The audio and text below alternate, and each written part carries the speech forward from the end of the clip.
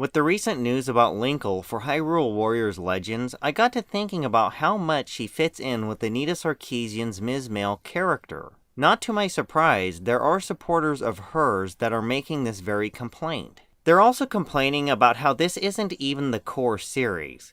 You know, the core series nonsense Anita has made such an issue in her videos that any step in the right direction from Nintendo, no matter how well received it is by the general public, will always have a degree of backlash from her most ardent supporters because Linkle isn't the main protagonist in the core series of Zelda games. So just to see what a Zelda game might look like if Feminist Frequency was in charge of it, let's do a hypothetical Zelda game where Anita Sarkeesian and Jonathan McIntoshed get to help design it. The first order of business would be the female protagonist. It could be Princess Zelda, but in this case we'll just say a female Link. You have to make sure it isn't the same name or design as male Link, and you can't have the traditional female gender signifiers as that would make this a Ms. Mail character. Once that is complete, you might think that is all Anita would want. After all, Anita is all about better female representations in games, and this is something that would fulfill her wildest Nintendo dreams, but it doesn't stop there. We have to remember Jonathan McIntoshed is also involved in this hypothetical Zelda game as well. For Anita, this might be the end of the road,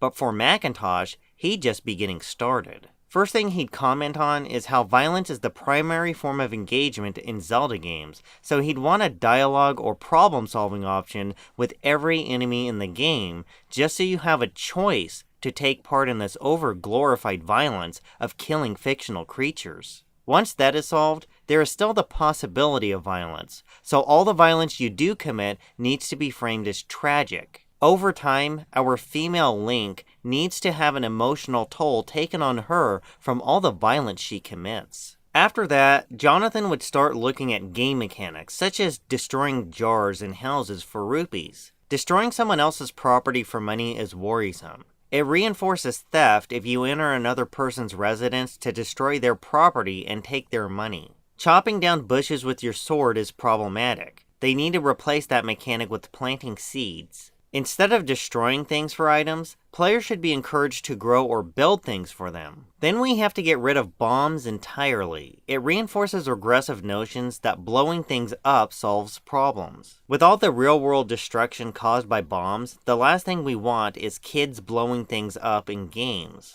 They also need to change the boomerang. Throwing an object at innocent creatures with the intent to kill is a tragedy. The boomerang would be replaced with a frisbee, and a mechanic would be added so these little creatures would grab it and toss it back at you. Then get rid of plus-size wallets. Players should be limited in how many rupees they can carry. Teaching kids that killing and stealing for money was already dealt with anyways. They don't need the extra cash. We also need to teach them not to waste money on material things that don't matter in the big picture. Minigames should no longer involve opening treasure chests for rupees. Players should instead get books of McIntosh's choosing that they read at their own leisure. Bows and arrows might be allowed to remain, but for target practice only. You can't use them outside of a shooting range. The Triforce of Power needs to be removed entirely. It encourages possessing items that give you power. We need to encourage more wisdom, not power. Ganon as a final boss should be a man sitting at a table that you have a conversation with.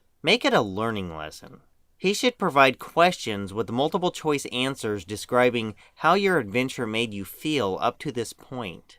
Internet connection is required to defeat Ganon, as your answers have to be uploaded to a database for further analysis. If all these changes were implemented, it would probably come closer to a game Jonathan McIntoshed would consider acceptable. Some of this stuff may sound ridiculous at face value, but when you read enough of what he says, a lot of this stuff isn't as far-fetched as you might think.